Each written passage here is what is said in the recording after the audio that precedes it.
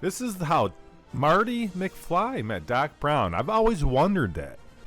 I like all time travel type movies or Groundhog Day scenario type movies. I always wondered, how did Marty and Doc Brown meet, man? And this is like the true tale. Cover art's by somebody new each one, so they all have their own art style, but this is the first one that you get.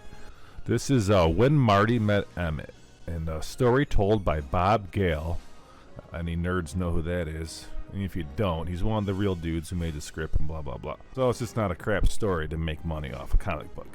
Let's take it seriously. So this is one of my favorite stories. It's the first story you're going to get. Actually, this is some of the covers I don't like as much of the art, but this was one of my favorite too. I mean, everybody looks pretty legit. So When Marty Met Emmett. Here we go, buddy. You're going to see young Emmett, man. That's it. All right, here we go. Here we go. Great Scott. 4 gigawatts. That's it. That's extremely disappointing outcome, eh? Emmett. Relax, Emmett. It's just us. Duh. Of course. My mind was merely fully immersed in the problem at hand. So this is like after part 3. So is he trying to return the Marty in this? Future. Oh, shit. Future. I've said go back to, but essentially your mother is correct, Vernon. Well, Vern, that's right. His kid's name's Vern. I remember that turd. So they're setting up the beginning right here. We're going to see Marty as a kid, man. It's going to be kind of cool in this. Out there lies the future, son. Or anyway, it did lie there, or should I say it will. Emmett. You're right, Clara. It is time for boys to learn about their father.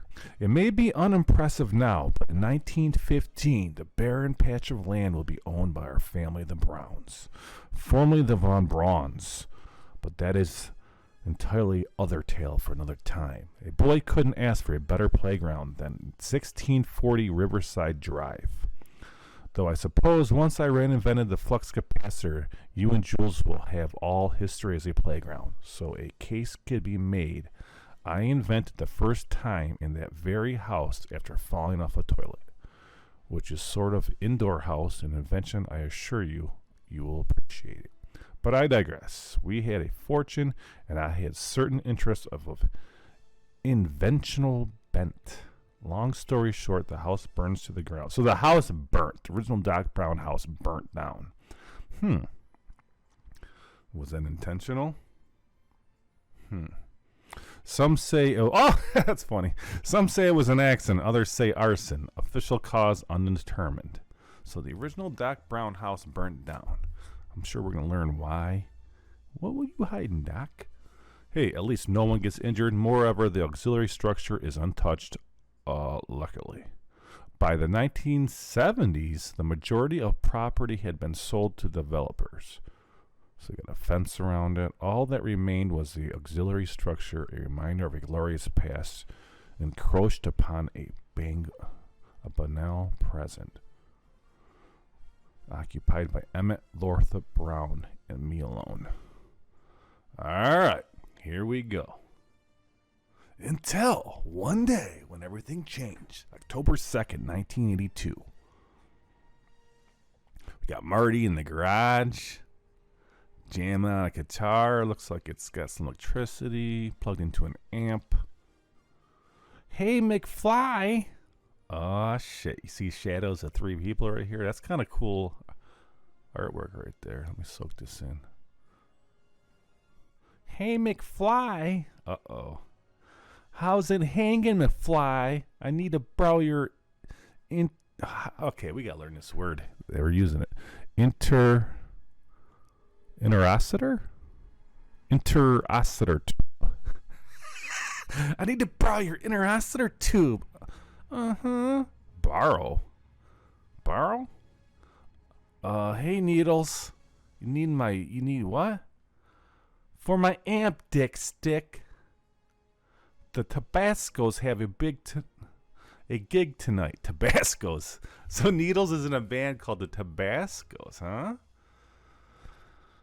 And I blew my tube by rocking too hard. Oh, so he's going to borrow Marty's little electric guitar tube or something. The way you're playing your tube must be mint. Tell you what, Needles. I'll rent it to you for $5. Whatever. I'll pay you when I bring it back tomorrow. Nothing doing. You pay me first. Hey, watch it. That was... Oh, you broke the tube. That was your fault, McFly. Now I'm going to have to pound you. What?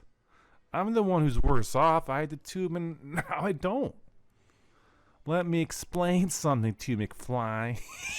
Needles. Life's unfair, okay? And today's my day to be unfair to you. But I'll give you a break. You get another tube by 4 o'clock and I won't pound the crap out of you. Right, guys? How am I going to get one? I don't have the cash. Guess you'll have to steal it. No, what's wrong, McFly? You chicken? Oh, shit. The first chicken's coming out. This is pre-Back to the Future 1. Nobody calls me Chicken Needles. Nobody? Nobody? Then prove it. Be a man, bring that tube to the clock tower by 4 o'clock, and then you'll get your guitar. Oh, he's stealing his guitar. Oh, my God, he's bullying him. Bully! Perfect, just perfect. All right, so Needles needs stealing his guitar. He needs a tube for his guitar. All right. Interocitor tubes. I get... Oh, he's at the store. But you always had dozens of them. Oh, there's the bum for the first one, too. What happened to them all? All of them? We sold them. All of them? It's called business. To who? I don't know. Didn't make the sale. Can you look it up? ELB Enterprises. Huh? Never heard of it. They're over at 1640 John F. Kennedy Drive. 1640 Kennedy Drive. Great. I can just go over there and 1640. Whoa, that's Doc Brown. Yeah, you know, kid. He must need him for his new improved death ray. Death ray? Well, that's what he says he's building. Actually, I think that's how his house burned down back in 62. Whoa, that's heavy. Did you ever meet him? I mean, did he come in here to buy those himself? Nope, mail order. Hey, McFly, don't be stupid. You go over there, you're taking your life into your own hands. That's Dr. Brown's, a real nutcase. You start messing around with him, you're asking for trouble. Oh, man, he's got perimeter, fence, doing crazy experiments. Yeah, well, Needles is a demanding trouble. I'll take whatever I can get. Oh, man. So he's going to have to steal this thing from Doc Brown's house. The thing he needs to give Needles to make his guitar work. Like a capacitor tube. And, so he's about to break into Doc Brown's, the crazy scientist guy's house. How's he going to do this? Hello? Hello? This is a recording. It's a recording. Please go away. Do not push the button a second time. You have been warned. What's with everybody's warnings today? Just pick up the phone. Doc Brown's, you got electrocuted. Touching Brown's buzzer. Ouch! Clearly, you have no one to foresee that. It was an electrical current, harmless but unfathomable. Affordable. Leave now, or the next one will be considerably more uncomfortable. Huh? One to foresee? 1, 2, 4, C? Password is correct. You may enter. Kid stuff. Hello? Anybody home? Yeah, figured it couldn't be that easy. Eureka. So he's got to climb through the window. Oh, shit. Look, he's peeking through Doc Brown's window. It's got a lock on it. There's the tubes I need for all the good it'll do me. Well, I could just smash the... No, come on, McFly. That's not you are. Think, McFly. Think. The padlock isn't going to open because of some wordplay. Unless... Hidden behind the sign. Let's get serious. So Marty's about to find the key and sneak in the window to get the capacitor. They give the Needles, who's got his guitar. And, man, that's a lot of things to go right. So he's about to sneak in. He doesn't know Doc Brown yet in this. So this is how he met Doc Brown. So we're going to see a little bit of Doc Brown before Back to the Future 1. But it's kind of cool seeing Needles in the story. They showed the bum guy earlier. It's kind of cool looking in the background, seeing all the little details, especially if you've seen the movie. But right now, Emmett's his first house burnt down in 62. This new one they rebuilt's got freaking barbed wire and stuff around it.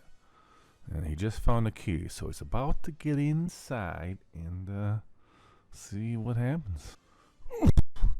Good thing I'm not as big as Needles, or I'd be never. Oh shit! He just knocked something down. Doc Brown's got, of course, he's got some wonky defense. Here we go. Marty just climbed through the window and knocked over some dominoes. That's some pretty cool art right there. Oh man! So he just got in the window. He set the dominoes off. There is a lot going on in this picture. So he's about to get in the window. It looks like we've got a. I remember owning the game Mousetrap. I don't know if anyone else has owned that game. Half the battle was setting it up, and like the directions weren't that clear even how to play it. It's not supposed to work every time, the game Mousetrap. I didn't know that as a kid. I'm setting it up. The game itself sucked. They should almost make a remake of it. It was cool setting it up as a kid, but you never really ended up playing it. Mousetrap, I'm talking about the game. Alright, so look at we got the dominoes. That's what we hit first. It hits the balls into the cup. It's cool how they can capture this in. I don't know how to get the bottom on top of my screen. I'll work on that tomorrow.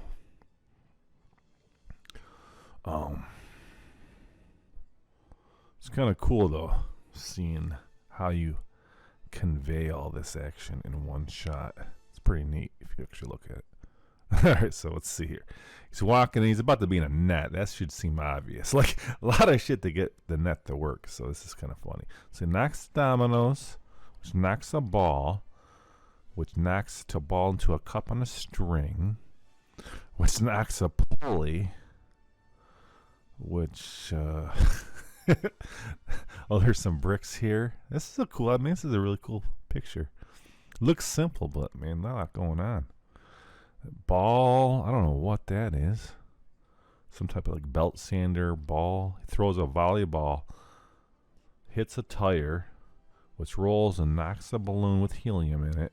The balloon with helium hits some type of weight target at the ceiling, which is probably going to knock these bricks down, and I imagine scoop them up like Star Wars Return of the Jedi. C-3PO. I think that's it.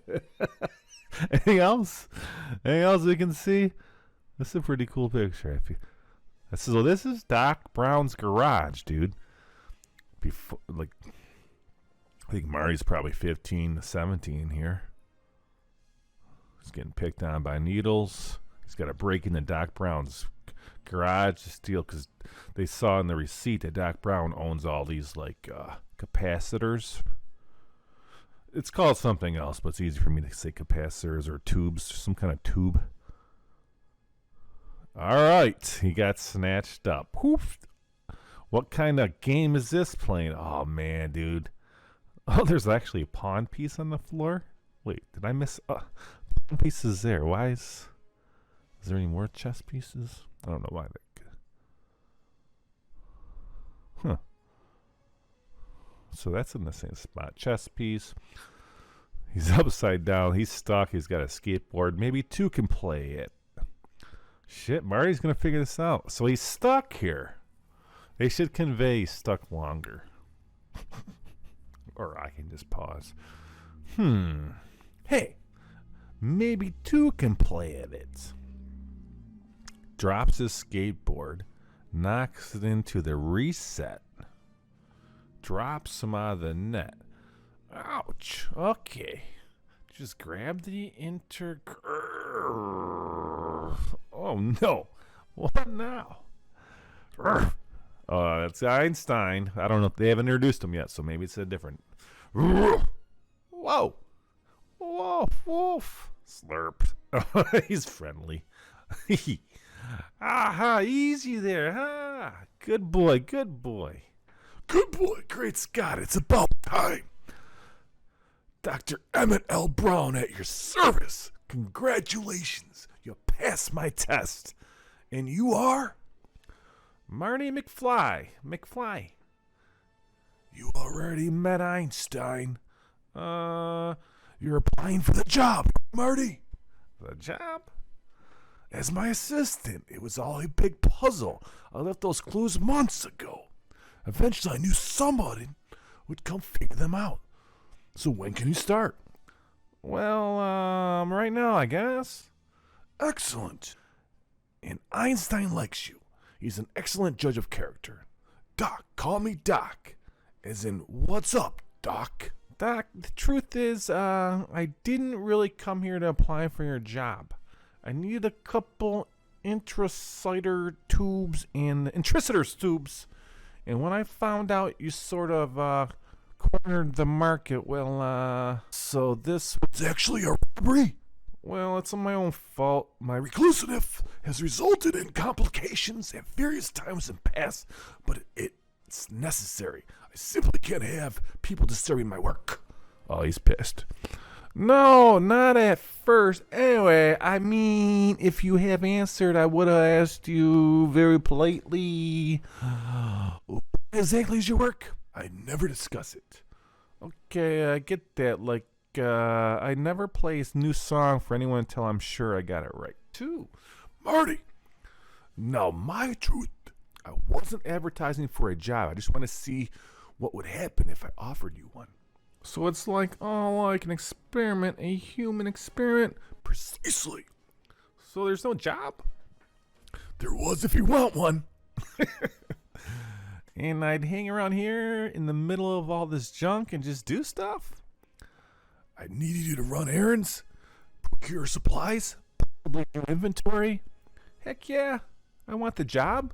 And heck yeah, I can start today after errand of my own. Don't you want to discuss pay? I don't care. I'll be happy just to be the guy who knows Dr. M&L Brown.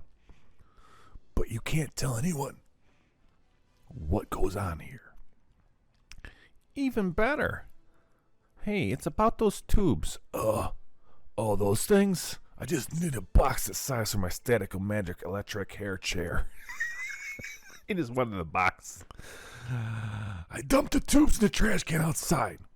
So I could, never mind. Hey, Doc, thanks. Here we go. Got the tubes, dude. He met Doc Brown. He got the tubes. He got a job. Doc Brown had a freaking booby trap set up for him. That was kind of cool. Doc Brown was advertising a job in the paper. Marty unknowingly was stealing some from his garage, a part for the Needles guitar. The Chili Peppers guy, Flea. So Marty met Doc Brown by sneaking into his garage and trying to steal the electric guitar tube he needed to give to Needles, who was bullying him. And Doc Brown and Marty figured out how to get out of Doc Brown's booby traps, and Doc Brown and Marty just became boys. So now Marty's about to return the tube he needs to get his guitar back from fucking Needles. The reason I say effing is because Needles isn't going to give him the freaking guitar back, even with the tube. So I'm curious to see how Needles is going to play this. Oh, Vern, to this day, I don't know why Marty needed the intricitors tube. So this is Doc Brown telling this whole story to his kid Vern and Clara with the purple dress from part 3 about how he met Martin, what Doc Brown is up to, and blah. So now back to the present, which is this comic's present. Huh? So where'd you get this, McFly? I took your advice and stole one. From Doc M. Brown. But that guy worked on the bomb. I heard he's radioactive. Well, enjoy the tubes, Needles. I'm sure it's fine. Back to Doc Brown, tell him, whatever the case, that was the day I met Marty McFly. Without him, I never would have met your mother. And you had never been bored. Born. Wait. Bored. No, it is bored. And you have never been bored by your old man's tales. He's not even there yet, Emmett. You can't expect Vern to stay awake through a story like that. Of course not. Good thing I have $1 million